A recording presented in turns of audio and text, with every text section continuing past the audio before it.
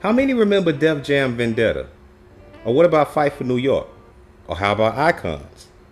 What if I were to tell you that there was once a record label with such a collection of household name superstars that they could create an entire video game series using only their roster? And not only that, said video game would wind up being one of the best video games in history. The Def Jam Fight Game series was groundbreaking on so many levels. Not to mention, it allowed you to play as your favorite rapper and knuckle up on somebody in true tough guy fashion that in real life, they only rapped about. The first iteration was so popular and sold tons of copies and spawned a series of sequel games in the same vein, doing bigger and bigger numbers. Today, we'll try something a little new by talking about one of my favorite classic video game series of all time and discuss exactly why there's likely to never be another one just like it. I'm Nate the Great from TakeFlight214.com, and this is the history of Def Jam Fight Games, hip-hop brawlers that defined the generation. But before we get started, as always, do us a solid by hitting the like button. Liking and sharing these videos is the only way to get the YouTube algorithms to promote us, which is the only thing that helps us continue to grow. Another way of helping out is by stopping by our website. We've got hundreds of art pieces and tons of apparel, and I'm pretty sure that you might find something that you'll like. But with all that being said and out of the way, let's dive into the story. Before we get into the games themselves, let's rewind to the early 2000s. This was the era when hip-hop wasn't just dominating music, it was shaping fashion, movies, video games, and culture as a whole. Enter Def Jam Records, the legendary hip-hop label behind artists like Jay-Z, DMX, and Ludacris. At the same time, EA Sports Big, the same team behind NBA Streets and SSX Tricky, were pushing the boundaries in arcade-style gaming. And somehow, these two forces came together with an idea that sounded completely insane on paper, honestly. A wrestling-based street fighting game, starring rappers. In 2003, Def Jam Vendetta was dropped for PlayStation 2 and GameCube. Now imagine WWF No Mercy, but instead of fighting with The Rock and Stone Cold, you had Method Man and Redman. The game was built using the same engine as Aki Corporation's legendary wrestling games, meaning it was deep in grappling mechanics, it had over-the-top moves, and a strong emphasis on strategy. Sure, there had been fighting games before this. There had been games featuring rappers before this. But what made Vendetta so different was how it completely embodied the culture at the time. Not to mention, the graphics were finally starting to get to the point to where the characters looked very close to their real-life counterparts.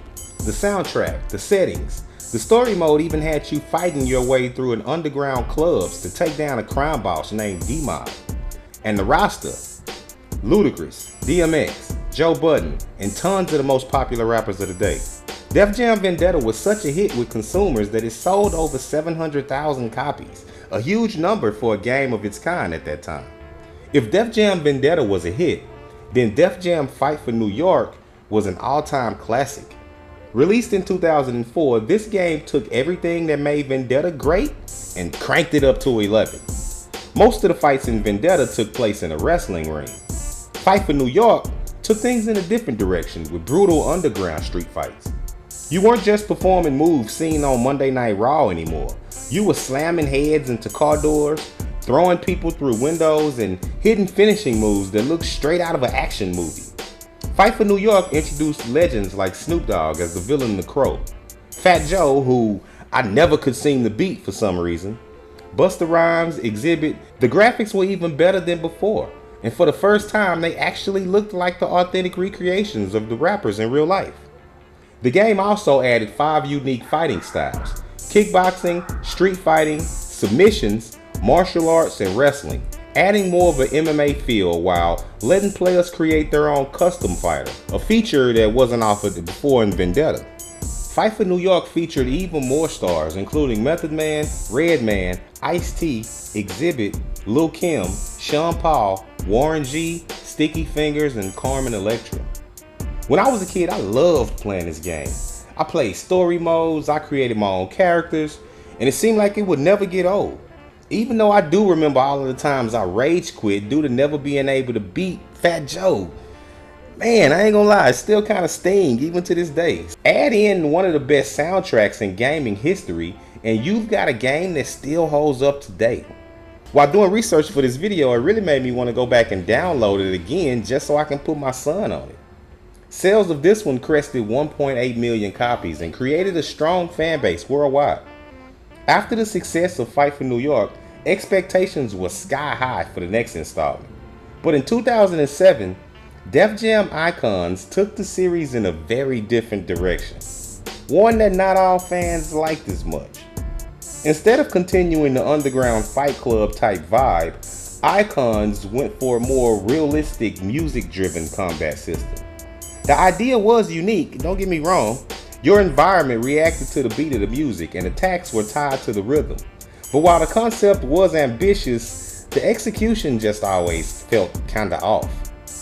Gone were the deep fighting styles from Fight for New York, and over-the-top finishers had been toned down, and even the story mode really wasn't what it used to be.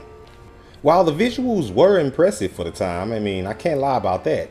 They were even better than before. Icons lacked the raw street energy that made the first two games classics. They did add even more rappers though. Guys like Big Boy, Bun B, E40, Jim Jones, Lil Jon, T.I., The Game, and Jeezy. But overall, the gameplay just wasn't the same for me. After Def Jam Icons, the series went silent. No sequels, no remasters, but the hype created mostly by the first two games sparked a wide fan base, clamoring for the next version. But all to no avail. Def Jam did release the Rap Stars game, but it was completely different and not even a fight game, so that doesn't count. For fans of the Fight series, we were left with nothing. When I was young and had more time to play video games, I always liked sports games, fighting, and shooting games. None of that puzzle crap for me. So for me, the Def Jam series, specifically Fight for New York, was one of my top 5 favorite games of all time. Over the years, rumors of a new Def Jam game have surfaced, but nothing has materialized so far. In 2020, Def Jam did even tease something on Twitter hinting at a potential return, but years later, we still waiting. With hip-hop and gaming being bigger than ever these days, the demand for a new Def Jam fighting game is real. The question is, will we ever get one? I personally think, no. Reason being, in the early 2000s, Def Jam was a force. They had tons of the hottest rappers in the game on their payroll, so getting them all on the same page to do a video game was logistically easier. Today, who does Def Jam have? 2 Chainz, Big Sean, Jeezy, YG, Benny the Butcher?